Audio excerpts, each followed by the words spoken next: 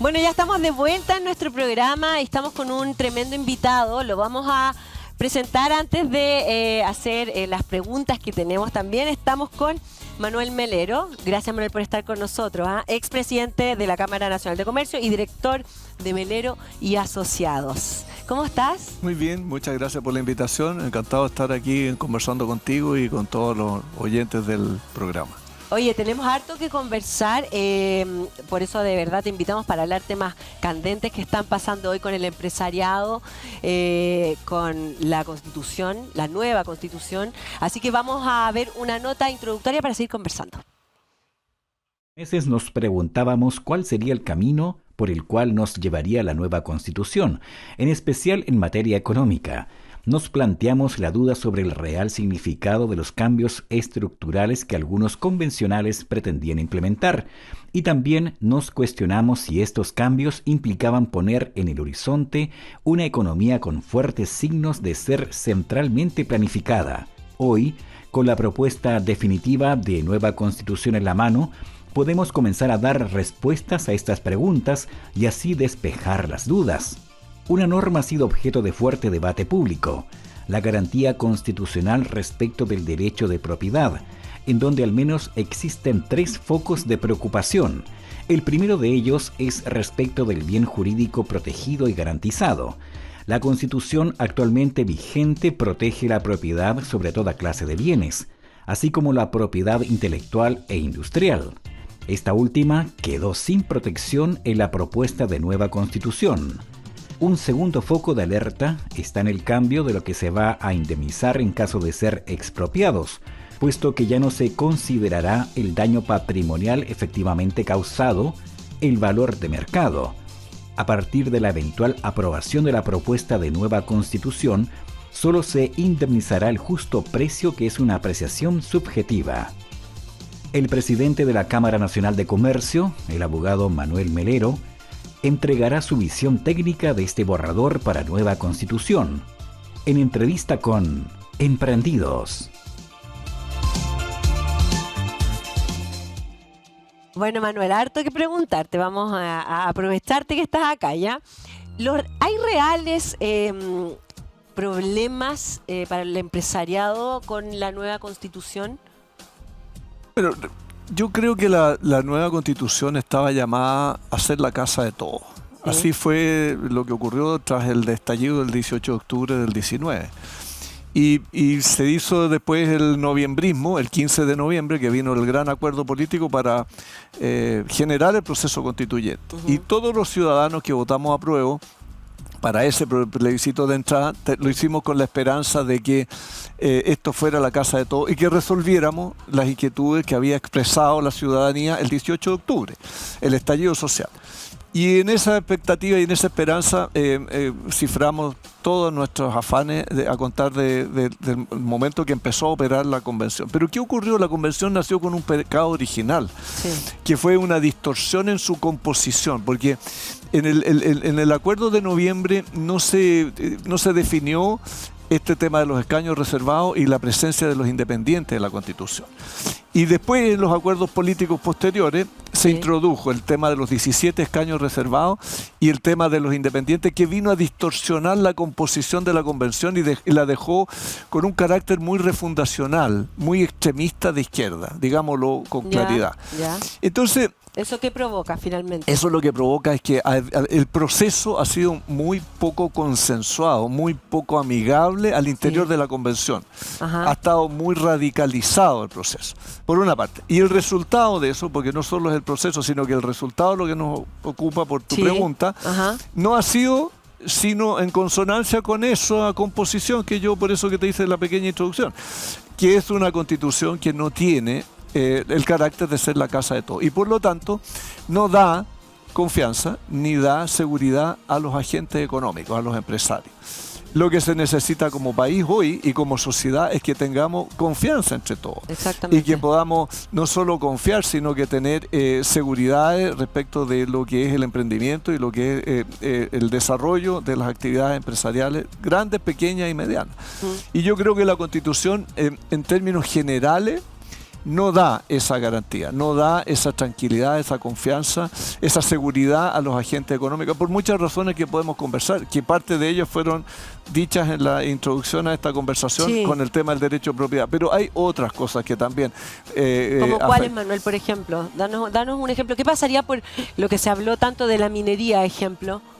Bueno, hay algunos enunciados que son razonables, porque la convención también fue moderándose, dada la polémica pública que generó, y empezó a emerger el tema de las encuestas, que decía que la opinión pública tenía desconfianza hacia la convención, que los encontraba que no eran serios, que el resultado de las conversaciones eran demasiado extremas y refundacionales, que la ciudadanía lo que quería era reforma, pero no refundación. Todo eso entonces empezó a permear al interior de la convención, y la convención empezó a evolucionar un poco. Entonces, el tema de la minería, acuérdate que en un momento se habló de la nacionalización del cobre, y que iba a quedar todo el cobre en manos del Estado, que se iba a expropiar. O sea, fue brutal aquello. Terrible. Hoy día no está así, hoy día se da garantía al sector privado que está en el tema del cobre. Lo mismo pasa con el agua o con la propiedad. En un momento dado la propiedad, el derecho de propiedad estaba completamente reducido. Hoy día el enunciado es que sí se garantiza el derecho de propiedad, sí se reconoce también el tema del rol privado en la minería, se reconoce el tema de los derechos de agua, se licuó un poco la norma, pero más allá del enunciado general, que es razonable en agua, en minería y en propiedad, las bajadas que vienen a continuación son muy preocupantes para los empresarios. El caso de la propiedad lo pusieron muy bien ustedes en la introducción de este programa.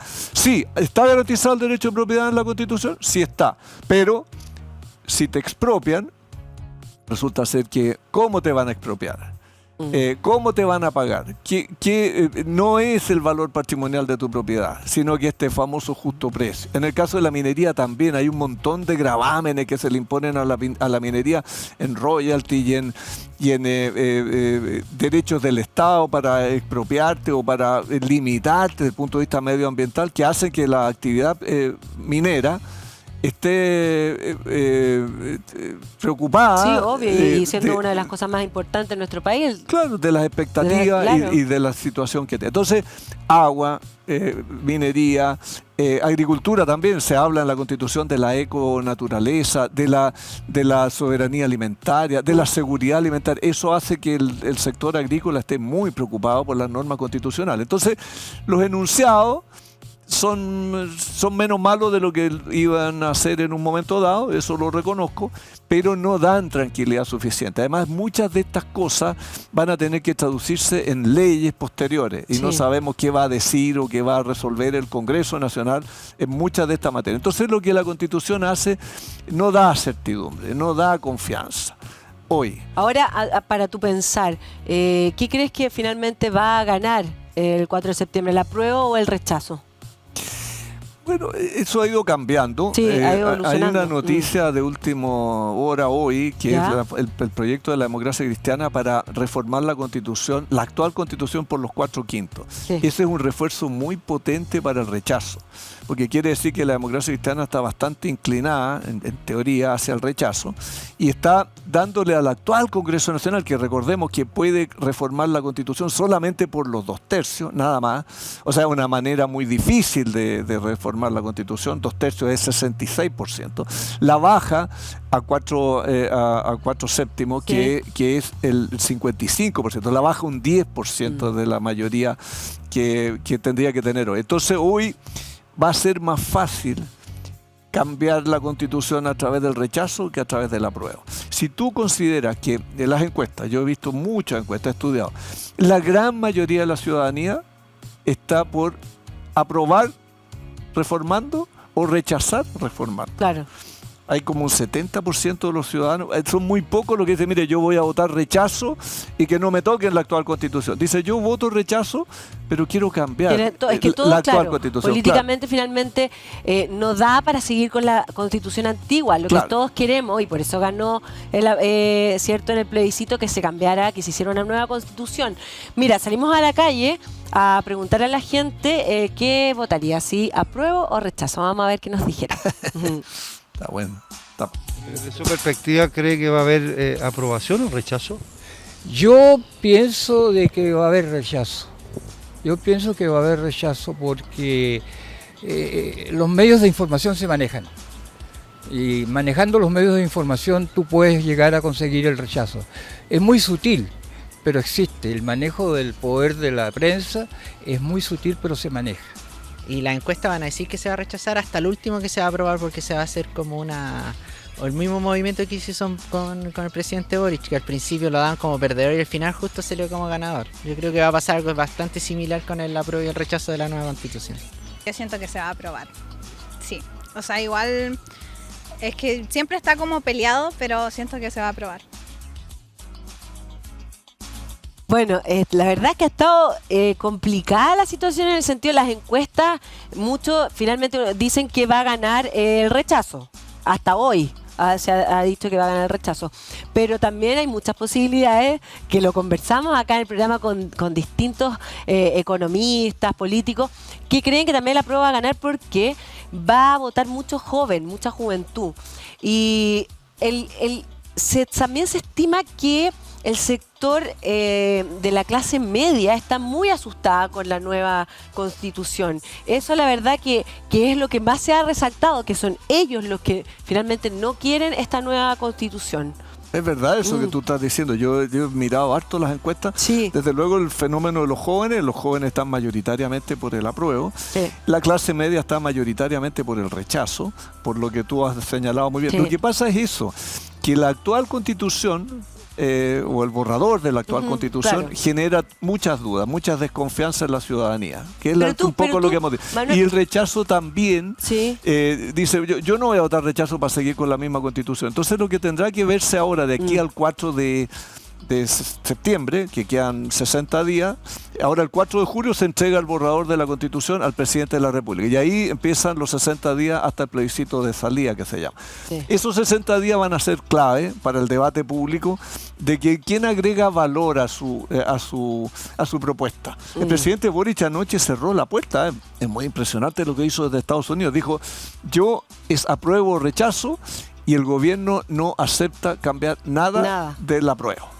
Entonces eso es grave porque está a su propio electorado, que según dicen las encuestas, hay mucha gente que dice voy a votar rechazo, pero para reformar la nueva constitución de inmediato, y ahí está la pugna. Imagínate tú lo mala que debe ser esta constitución si estamos todos los chilenos hablando de cómo la vamos a reformar prontamente. Sí, en ese sentido, ¿a ti te parece que finalmente todo el gasto también que se ha hecho, que es gigantesco, por esta nueva constitución, valió la pena para nosotros como todos los chilenos, que nos haya servido para entender más de política, para entender más de lo que significa realmente una constitución? Porque ¿cuántos la estamos leyendo o no la estamos leyendo? ¿Desde qué punto de vista? También a mí, de repente yo me cuestiono eso. ¿Cuánta gente realmente la está leyendo para decir si la aprueba o la rechaza? ¿O se está dejando llevar por ciertas cosas que escucha en la televisión, en los medios de comunicación? Digamos, ¿realmente estamos informados? Yo creo que no. Yo también creo que no, por es muy eso. técnico. Imagínate, son 499 artículos. Sí. ¿Quién se va a estudiar? Pero son 160 páginas, es re fácil de leerla. Bueno, pero una cosa que las lea, otra cosa que las entiende. Yo creo que la gente que está manifestando su opinión, todavía queda un 15% que no sabe, no responde. Sí. Esa gente es mucho eso. es harto. Sí. Entonces eso va a inclinar la balanza. Si tú miras las encuestas, están muy parejas las dos opciones. Hay 4 o 5 puntos de diferencia entre una y otra, nada más, pero hay un 11 o 15% entre un 11 y un 15 que no sabe. Pero yo creo que, contestando tu pregunta, que la gente que ya ha decidido apruebo o rechazo, Sí. es por temas puntuales, Sí, por totalmente. cosas que les interesan. Mira, la previsión. ¿Me van a quitar o no mis ahorros individuales? La salud. ¿Voy a entrar a un sistema colectivo? ¿Voy a perder mi 7% Claro. y va a ir a un plan universal o no? ¿Me interesa o no? ¿Me conviene o no me conviene? La vivienda digna, los temas laborales, los temas de salud, los temas de educación. ¿Voy a tener libertad para educar a mis hijos en el colegio o en el sistema que me interprete a mí valóricamente o no. ¿Voy a tener esa libertad o no? Que es un tema muy polémico, muy discutido. El aborto, que es otro tema moral, ético. Mira, no estoy de acuerdo con el aborto. Ahí también hay letras chicas, porque se dice que el aborto, hay una polémica con eso, igual que en el tema de la educación. Si tú miras la educación, lo que dice la norma, dice libertad de educación en Chile, pero después aguas abajo, empiezas a ver las bajadas, y no es tan así, porque resulta ser que los colegios no van a tener mucha libertad para armar sus planes y programas como quieran. Hay una incidencia del Estado, un dominio del Estado a eso. Eso no es muy, entonces, bueno, depende de cada uno. A mí no me parece, porque todos tienen su claro. Bueno, entonces la gente ha ido tomando postura en esto. Yo veo la gente del mundo de la educación dice, no, a mí no me gusta esto. La gente del mundo del aborto no. Entonces hay gente que dice, mire, yo voy a votar rechazo por el aborto. Hay otra gente que dice, yo soy partidaria del aborto. Me he encontrado con muchas mujeres y yo voy a votar apruebo porque liberaliza el tema del aborto. Pero es que no se puede, puntuales, por temas, es que ese es el punto, por temas puntuales. Pero en el global, finalmente la gente va a votar exactamente apruebo, vamos a votar apruebo o rechazo por algo que nos afecta demasiado, nos molesta mucho, como es esencialmente a cada persona. Y es ahí donde es la votación, porque también ha sido muy, me parece, individualista la Constitución. Cada uno con sus propios pensamientos, entonces no hay como un sentido común, que es lo que necesitamos para avanzar como país, que todos vayamos por una parte, que haya una unión, y esa unión de verdad no existe. No existe, no se ha dado. De hecho, es cosa de ver lo que está pasando en el gobierno, lo quebrado que está. Entonces, Boric no tiene mayoría en el mismo gobierno, entonces es complicado lo que finalmente está pasando. Ahora, el empresariado, con las cosas que han pasado, lamentablemente, por ejemplo, el tema de Metrogas, se hace un mea culpa de lo que ha pasado con este tipo de cosas que son abusos. Yo creo que sí, o sea, ha habido una larga historia de abusos que son puntuales, no es lo generalizado, no es que los empresarios todos son abusadores todos los días, no. Pero hay un dicho muy antiguo que dice donde las dan, las toman, ¿no? Por eso que existe el derecho, por eso existen las religiones, porque los seres humanos no somos muy proclives a hacer las cosas bien, tenemos que ser hijos del rigor, como decía mi abuela. Claro, existen cosas para que nos pongan normas, para que uno sí. Claro, porque si te dejan al libre albedrío, es el desastre. Entonces, bueno, creo que el país ha aprendido de esto y los empresarios han aprendido de esto, que no se puede dejar la cosa muy suelta porque vienen los abusos. Entonces ha mejorado mucho la institucionalidad fiscalizadora y regulatoria por parte del Estado. El Estado fiscaliza y regula los mercados, el comportamiento de los empresarios. Y los empresarios, por su parte, también han aprendido que hacer trampa es peligroso porque los pueden pillar hoy día los medios de comunicación, las redes sociales, están ahí con todas las antenas paradas para ir a por ti, a la primera, te denuncian los consumidores, entonces te piden un fuero. Entonces los empresarios también han aprendido que hacer trampa no es, desde luego no es gratis, pero puede ser muy caro desde el punto de vista reputacional o económico. Sí, totalmente. Entonces han hecho un esfuerzo grande de autorregulación, de compliance, de gobiernos corporativos, para no solo quedarse con los controles del Estado, de la ley y de la fiscalización, sino que ellos tienen su propio autocontrol, su propia fiscalización y su propio sistema interno. Pero aún así, sigue habiendo algunos casos que se arrancan ensillados, como dicen en el campo. Sí, bueno, ¿no? como todo, Manuel. Vamos a seguir conversando de este tema y más. Nosotros vamos a ir a una pequeña pausa comercial. Quédense y ya volvemos con más Emprendidos. Bueno, ya estamos de vuelta con nuestro programa y estamos conversando con Manuel Melero. Así que, gracias Manuela. Seguimos en nuestra conversación. Te había puesto el tema del papel higiénico, por ejemplo, la colusión del confort que se le llamó. Ellos hicieron, es un tema súper interesante, ¿no? Para ponerlo como de ejemplo de lo que finalmente ellos hicieron. Claro, lo que hicieron antes no es muy ejemplar, no, pero lo que hicieron después, pero lo que hicieron después es súper interesante y muy reconfortante en definitiva para los que estamos en el sector empresarial. Como decir, mira, nos equivocamos, pero por Dios que hicimos bien la pega de aprendizaje, de reconversión de nuestra empresa. En lo interno, el CMPC hizo todo un cambio de directorio, de sus ejecutivos, de su modelo de compliance, de sus controles internos, de sus buenas prácticas, de su código de ética. O sea, hicieron la pega integralmente y eso es encomiable.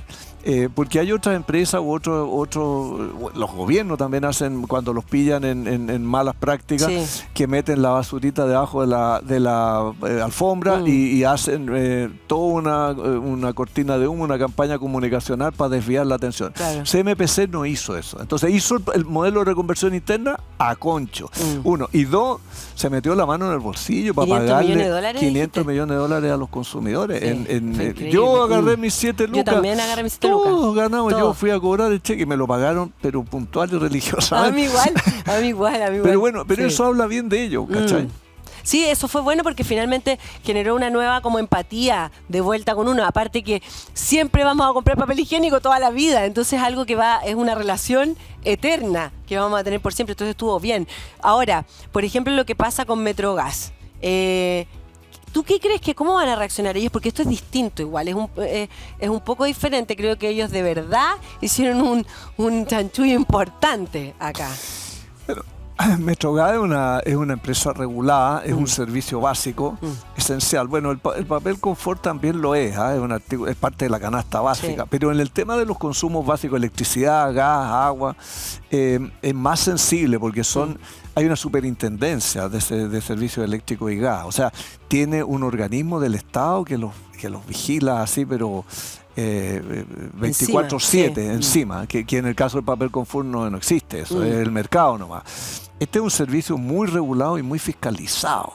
Entonces lo que hicieron ellos es una pillería del punto de vista, no legal, no es ilegal. No es ilegal. Pero yo creo que sí una pillería de torcerle la nariz a la ley. De la legalidad a ganar igual. Claro, de alguna manera pienso yo, lo digo con mucha prudencia, es una voluntad hipotética de engañar, ¿no? Digo yo, habrá que probar esto y ver, juzgar intenciones es muy delicado, yo no quiero juzgar intenciones, pero pareciera ser que habría, por eso que lo digo en condicional, una voluntad de engañar, de torcerle la nariz a la ley y subir los precios, porque si tú bajas las utilidades, acordémonos que es el 9% de las utilidades lo que las empresas de gas pueden, el tope, el umbral de lo que pueden ganar. Es un 9% del capital, sus utilidades. Entonces, si ellos bajan las utilidades, porque desvían la utilidad a otra empresa o una filial, claro, pueden subir los precios. Sí. Ahí podría estar quizá la trampa, pero ojalá la autoridad investigue a fondo esto, se dé un veredicto de lo que se investigó y de lo que se resolvió, y si ellos tienen alguna responsabilidad o culpa en esto, que saben la compensación. Que paguen la compensación, claro, porque los usuarios del gas, como todos los ciudadanos somos usuarios, también igual que sucedió con el papel confort, tendremos que hacer indemnizados. Si nos han cobrado más de lo que debió cobrarse por la cuenta de gas, debería haber una responsabilidad de ellos. Pero bueno, lo digo en condicional. Pero no huele muy bien, no se ve muy elegante, muy bonito, no se ve. Y yo como dirigente empresarial tengo que ser prudente en los juicios, pero al mismo tiempo reconocer que algo se ve mal, ¿no? Y ojalá que lo investiguen pronto y lo diluciden y si hay algo incorrecto, lo sancionen. Oye, Manuel, finalmente si gana la prueba, ¿tú crees que en cuanto a economía, nuestra economía como país, las inversiones se van a frenar?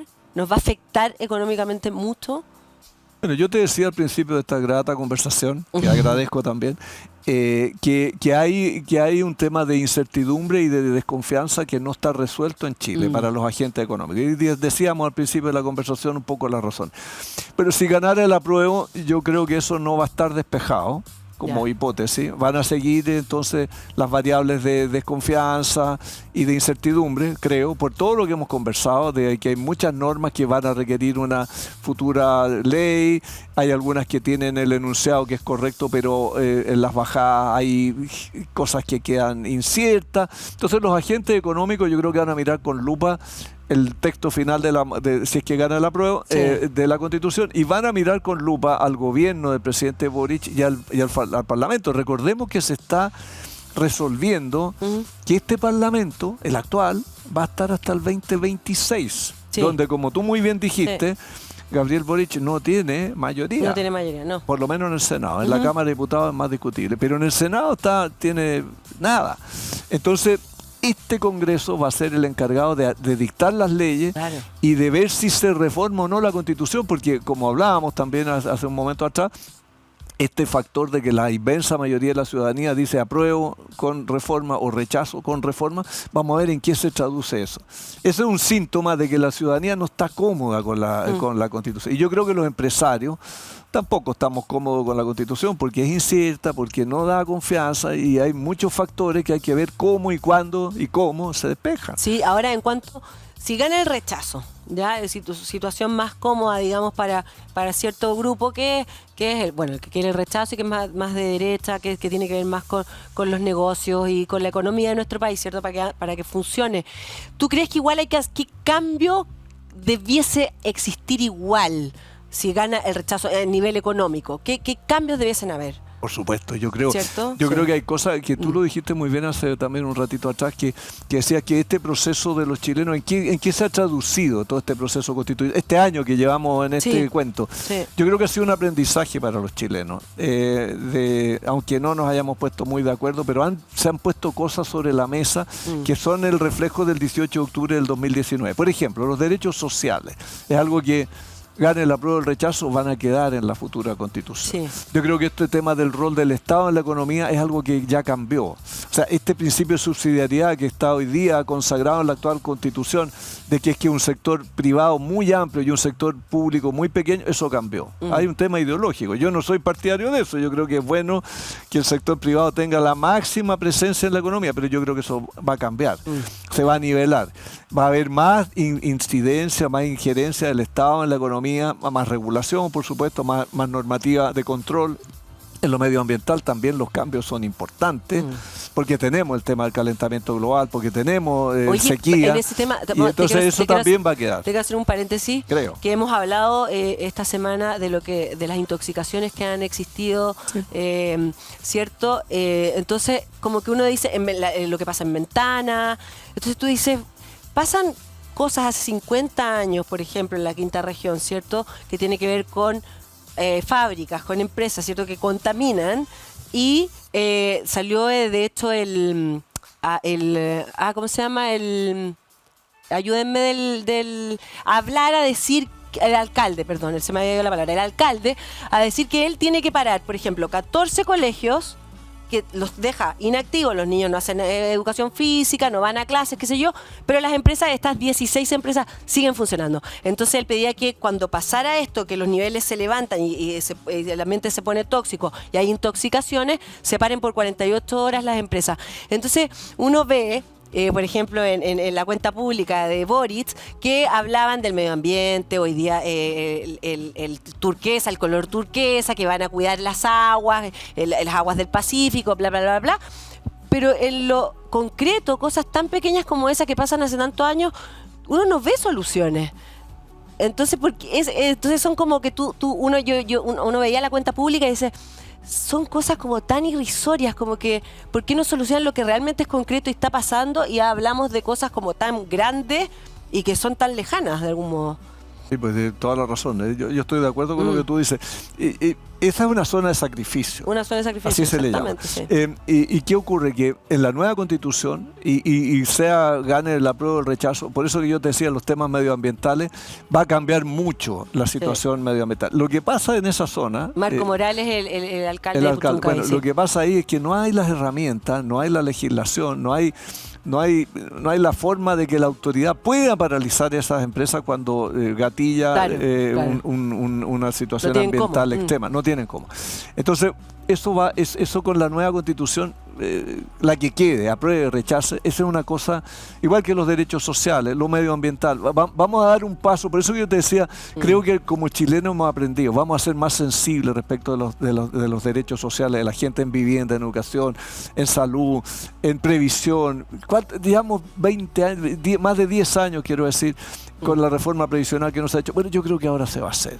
Estos temas medioambientales con esta zona de sacrificio tienen que terminar. No puede ser que haya ciudadanos chilenos, compatriotas nuestros, que viven en esos lugares intoxicándose con altos índices de enfermedades prevalentes, con cánceres, con daño para los niños. En fin, eso no puede ser. No puede haber ciudadanos de primera y segunda categoría. Yo creo que eso lo hemos aprendido con este proceso constituyente. Y eso me hace a mí ser optimista, porque del texto constitucional, eso no te lo he dicho, yo creo que el 80% es válido en estos términos que estamos hablando. Es válido, es bueno, es un progreso, un paso adelante. Pero hay este 20% que tiene estos ripios, estas connotaciones complejas para la confianza y para la estabilidad del país, que son los que hay que corregir. Y el desarrollo del país también, pues sí, es súper importante. Bueno, vamos a ver qué pasa entonces de aquí al 4 de septiembre. Ojalá sea todo bueno para nuestro país.